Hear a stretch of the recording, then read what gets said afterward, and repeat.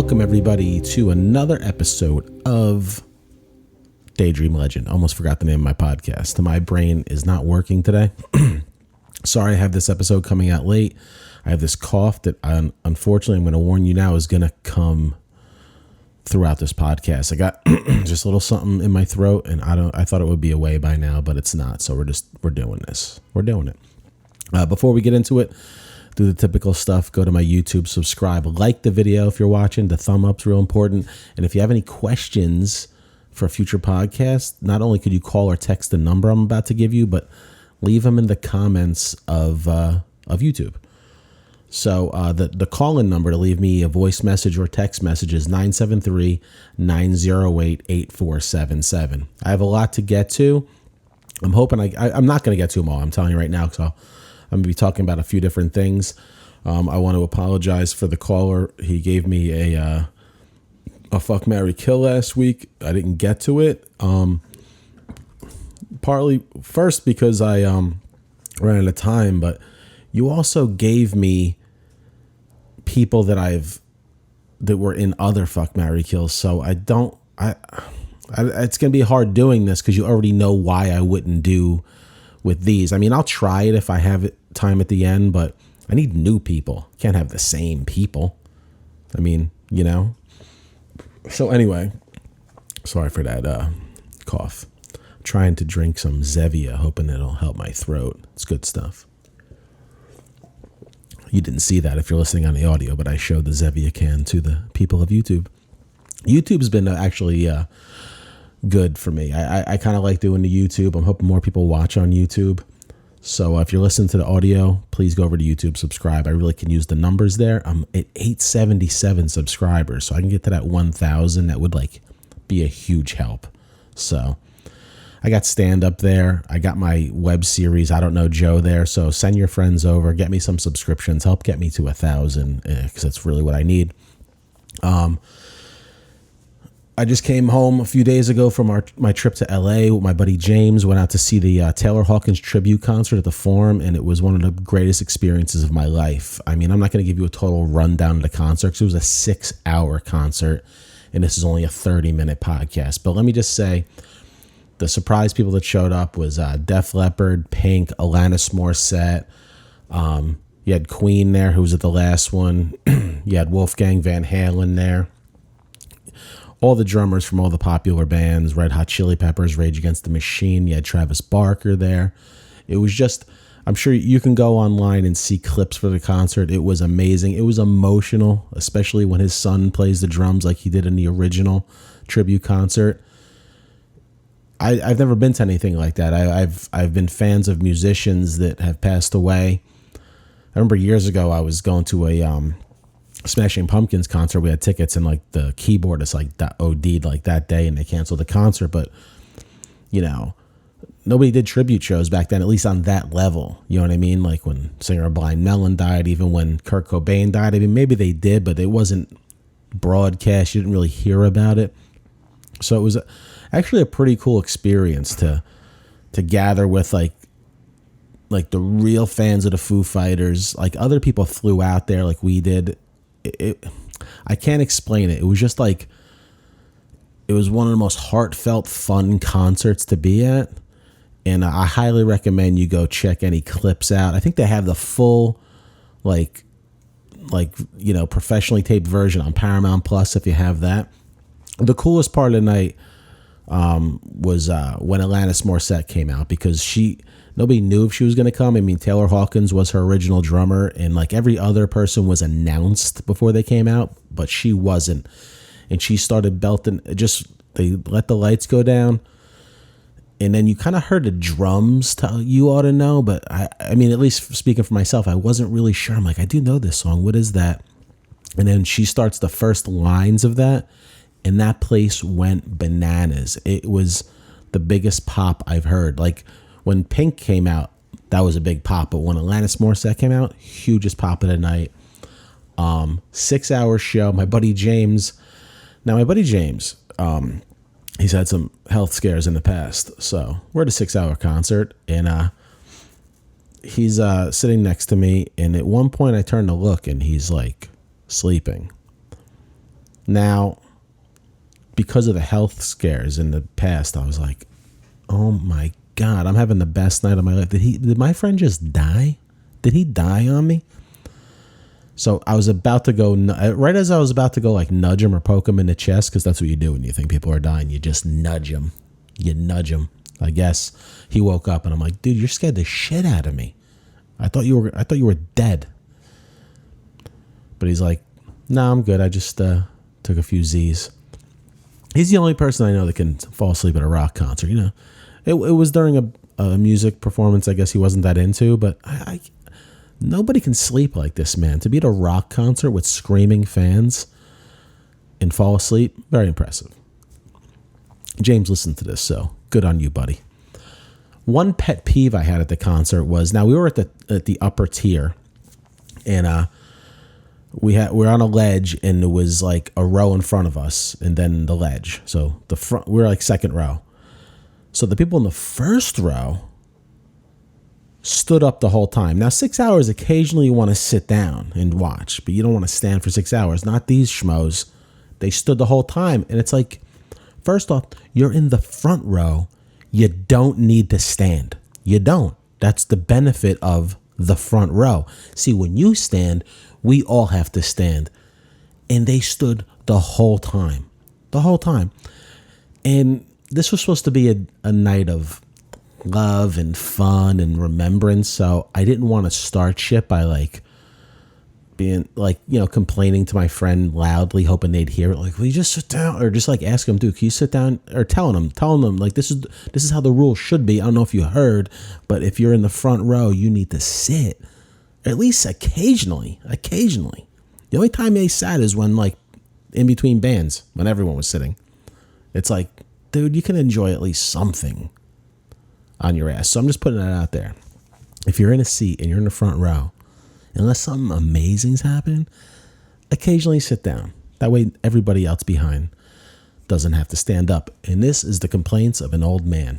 I feel really old complaining about that, but that's that. So anyway, I don't want to get too in depth about the concert. What else happened in LA? Stayed at this hotel called where were we? It was damn, I had it just in my head, and now I lost the name of the. God damn it! As soon as I look it up, I'm gonna get it right before I get the look up. Let me see. Commerce, California. We're at the Commerce Hotel and Casino in Commerce, California. Highest concentration. Not there's anything wrong with it. I mean, I do see a lot of Asian people at casinos in New Jersey when I've been there, but this wasn't about that there was 99% Asian people there playing poker and blackjack. I mean, I don't gamble, so I don't care, but I'm watching them from this cafe we were eating at. They serve pho out there in the casino, like big bowls of noodles, and it was just a room full of, I'd say, about 400 Asian men and women in pajamas, it looked like, playing poker while eating pho, slurping. So, like, when you think of casinos, you think of like the back in the day, the Vegas, the wearing suits, getting dressed to the nines. Like, we're going out, we're going to the casino, or we're going to go have some dinner, do a little gambling, maybe see a show. This was like down and dirty. I don't know what's happened to us in this. It's like, what's with the pajamas? I know you're staying in the hotel, but pajamas should not be allowed in the lobby. You should only be able to have regular clothes. And to slurping noodle soup at the poker table, at the blackjack table, like, what type of animals are these? Like, are you that hungry? Or are you that much of a compulsive gambler that you're hungry and you're like, listen, I can't get up. I gotta have my noodles here. Like, you need to check your addiction. If you can't take a 10, 15, half-hour break to have noodles, you have to have it on the table. And the fact that the casino allows it, I'm like, you guys are savages too. I should have taken a picture, but that's odd. You don't want to take a picture of people like while they're in the midst of their addictions. or I don't think you're allowed to take photos at a casino. Who knows? They probably think you're some sort of cheating scandal. I don't know. It was the weirdest thing I ever saw. So check it out when you're in LA. Go to Commerce Casino. I saw a lot of casinos. Maybe they're a lot like that. They eat noodles in pajamas while gambling, like the Rat Pack did. Messages from our trusty listener, Robin. Thanks for contributing, Robin. You're pulling the weight of this podcast, and I appreciate it. I need to Venmo you some money. Hi, Joe. Okay, so I have another, what would you rather do? So what would you rather do? Send your child to Jeffrey Dahmer's child daycare, or hire Charles Manson for your child's birthday party. Which I think is pretty easy, because Charles Manson,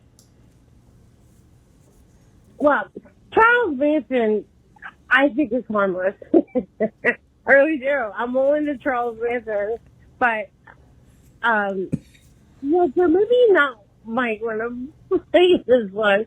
I don't want to talk about my obsession with Charles Manson.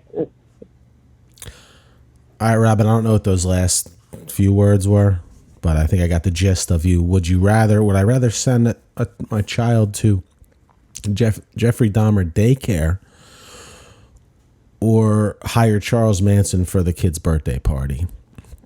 I think this is an easy one. I think you got to go Charles Manson, because he hasn't actually killed anybody. He was a musician, so he could probably play guitar there. You hope he doesn't try and convince some of the kids to kill each other, because apparently he has that power.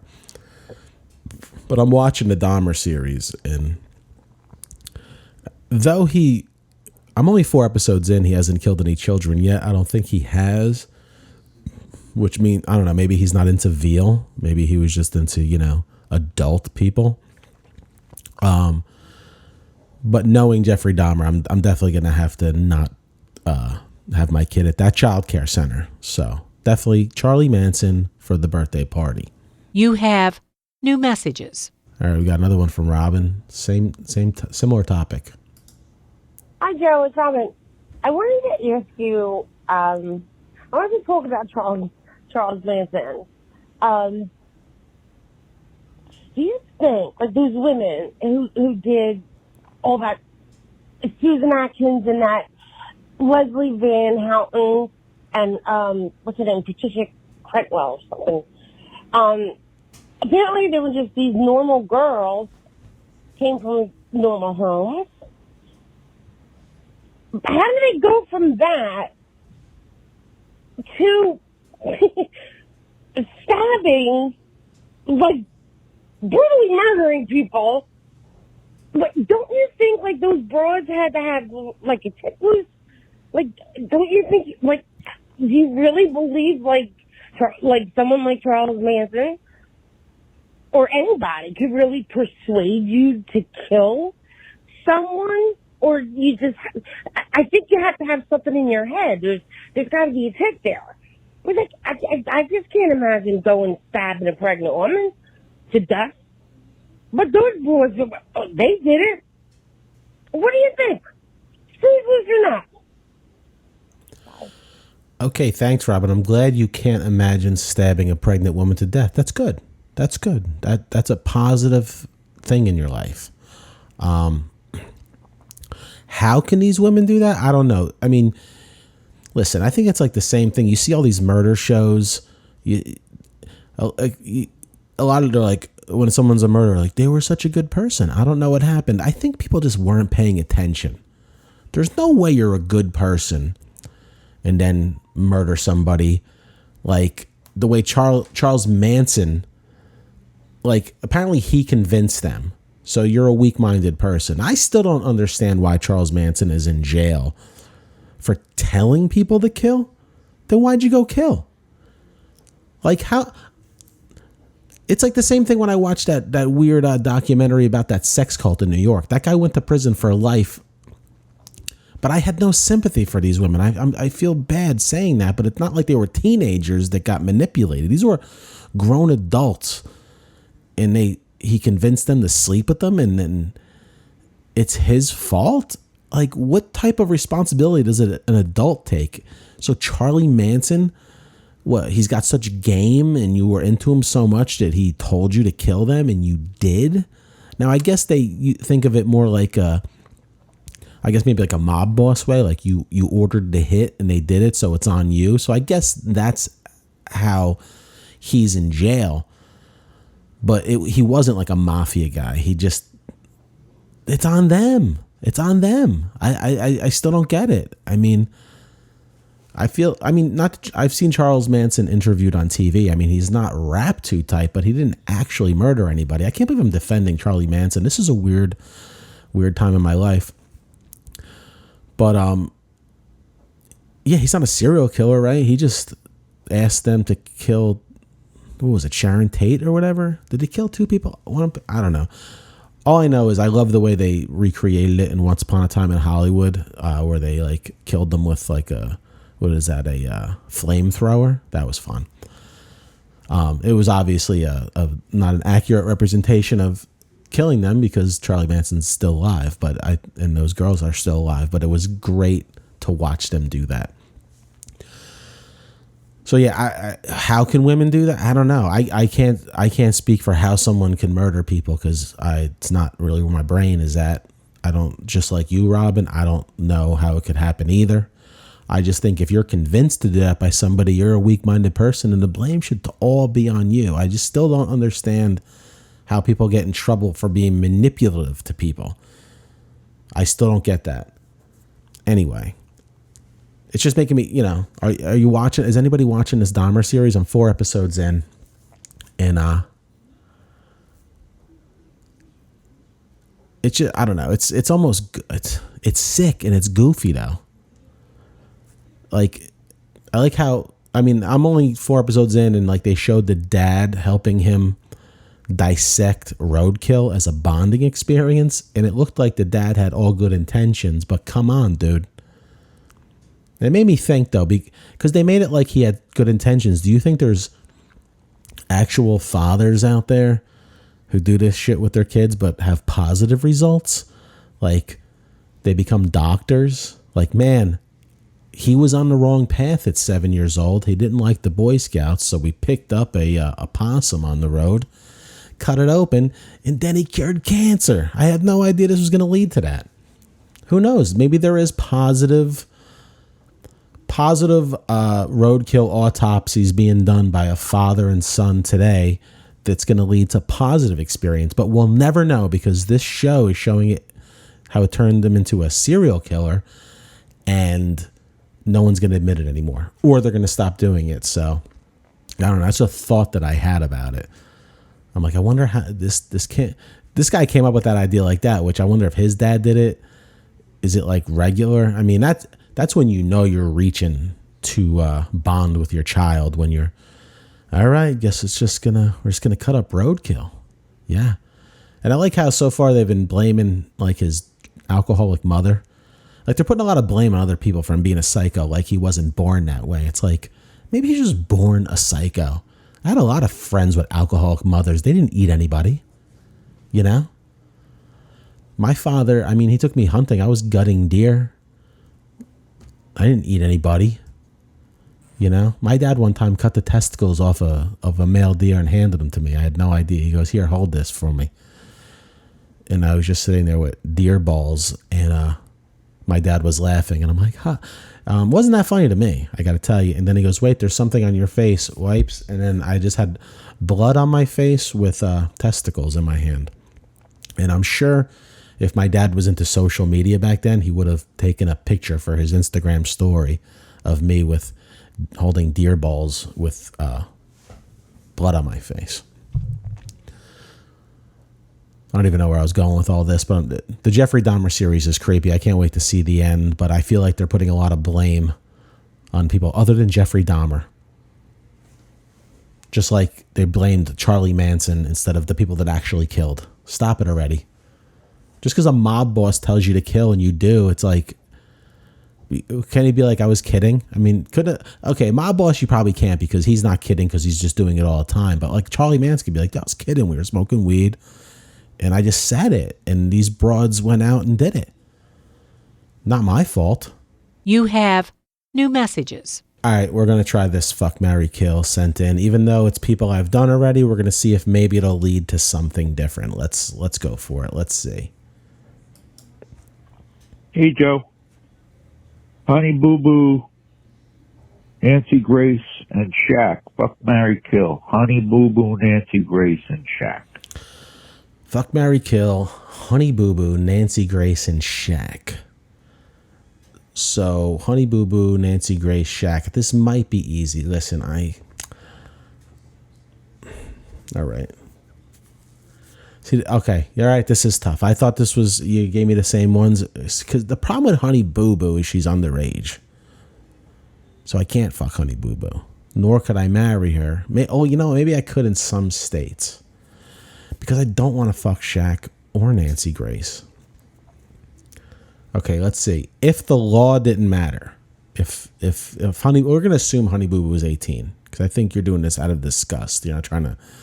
So if Honey Boo Boo was 18, totally, I'm gonna have to. I'm gonna have to kill Shaq. Though I want to be rich, there's no way I can have sex with Shaq. He's large. I think. Because if I have sex, if I pick him for fuck, then I have to fuck him. So if I marry him, I still may have to fuck him. So I have to kill him. So do I want to marry or fuck Nancy Grace or Honey Boo Boo? I'm gonna have to marry Nancy Grace and fuck Honey Boo Boo, because Nancy Grace does have more money than Honey Boo Boo. She could be rich, not as rich as if I married Shaq, but Nancy Grace. Okay, so fuck Honey Boo Boo, kill Shaq, marry Nancy Grace. It wasn't as exciting one as I had hoped. But yeah, send me different ones. Don't send me the same ones, because though it was a little tough there, it was a little easy. Send me something really hard. And I don't mean that in a disgusting way. Stay tuned for sports. All right, I don't know if you guys are sports fans. I'm a huge sports fan. I'm a huge Yankee fan. And I was going to talk about this topic a little bit tonight about Aaron Judge going for the home run record. And he happened to hit it today before I got a chance to record this. He has hit his 62nd home run. Before that, I was going to complain about the pussy pitchers who refuse to pitch to him. They're sitting there throwing balls and walking him. And it's like, the season's over. You guys are losers. At least be a man and throw your best pitch at this guy and see if he can hit it off you. They were throwing it outside, and I was like, what type of person are you? What type of competitor are you that you're not giving this? Don't you want to try and strike out the greatest hitter right now? Don't you want that? Or you don't want to be known as the guy who gave up the record homer? You won't be remembered. You're not going to be remembered because you suck so bad you're not going to make the Hall of Fame on your pitching, because anybody that's going to make the Hall of Fame for pitching would have pitched to him. So right off the bat, we know you're not making the Hall of Fame on your talent. And even if you gave up the home run, you're not going to be remembered. Because you know why? Because nobody remembers that guy. Nobody. So, throw the ball. Throw the ball. Nobody remembers that guy. I'm saying this to the pitcher. None of the pitchers are listening to this, but I'm saying there's more home runs he could hit. He has another game tomorrow. Throw the ball. Nobody remembers who Roger Maris hit it off of. Nobody remembers who Barry Bonds hit it off of. Nobody remembers who Mark McGwire. Nobody remembers you. Nobody remembers you. You'll be a part of history in your brain, and your name will actually be in the Hall of Fame for something you did. And at least you be respected enough that you tried. So there'll be some respect on your name. But all these wussy pitchers that just throw balls, you're a professional. You're making millions. Throw the ball. But this rant is stupid because he broke it before I can do it. But I just wanted to say it because it was in my body. And I'm going to play. I'll probably get hit with copyright for this. I'm not going to play the video, just the audio. My boy Michael Kay, my favorite announcer. He's the Yankee announcer. And this was his call of Aaron Judge's 62nd home run. Let's hear it.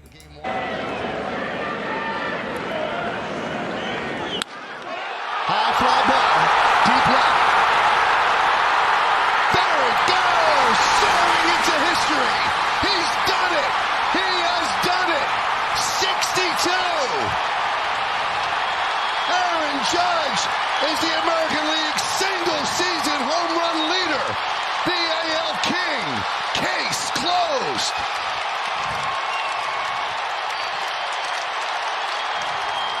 It's a pretty good call. Pretty good call. I'm going to hear John Sterling's. See, what made like the old school, and I love Michael Kay and I love John Sterling, but what made the old school announcers good is that they like would let it go without talking, hear the crowd, kind of let it have its moment before talking. I appreciated his call, but the old school guys used to kind of let it breathe. You'd hear the crowd.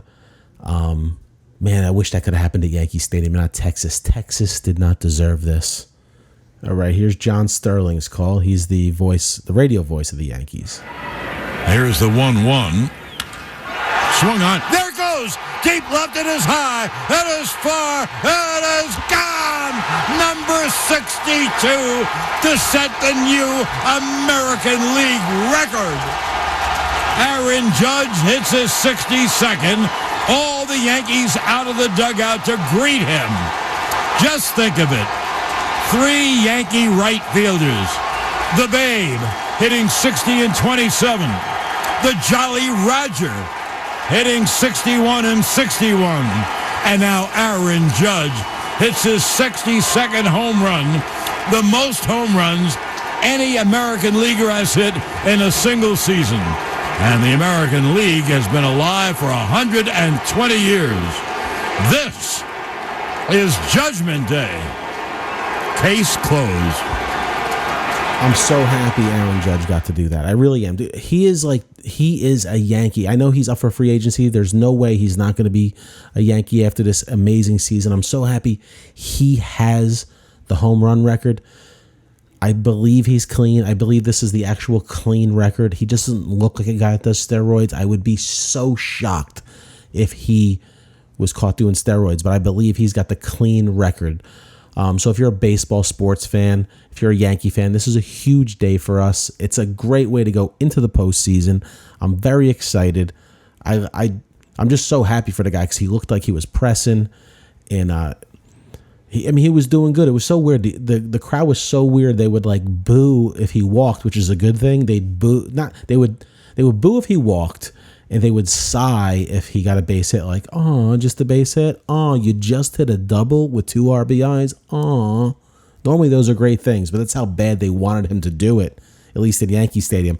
I don't know what it was like in Texas with that crowd. Hopefully there was a lot of Yankee fans in that Texas crowd that saw that. But the Texas Stadium was sold out, which probably wouldn't have been happening if Aaron Judge wasn't going for this record. So that's a little sports part of the podcast. I'm occasionally going to do it when there's sports things I want to talk about. I think the last time I did it was episode 1 when I talked about the UFC. But big Yankee news today. Had to make it into the podcast because I was going to talk about this subject anyway. Luckily, he hit number 62. Aaron Judge, single season home run record. Hopefully going to get the Triple Crown this year. Hopefully going to get MVP. And really, hopefully, we get a World Series championship. All good things must come to an end. All right, guys, that's the podcast. I appreciate everybody coming in and listening. I hope it was a good one. I'm a little off today because, though my cough didn't come, I think I was talking fast enough for the cough not to come back. I am feeling a little under the weather. So if this was very disjointed, I get it. But I wanted to get it out to you. I'm still trying to figure out my groove with this podcast. I appreciate the calls. Thank you, Robin, for the voicemails. I need more voicemails from you people. Send me more messages. I like when you guys send me TikTok videos with weird things or YouTube videos. I've been watching. Next week I'm gonna talk about it. Probably have some of my own videos for you. I found this Twitter. I don't have the handle now because I'm not prepared. I didn't know I was going to say this, but it's this new Twitter I've been watching with all fights in the hood.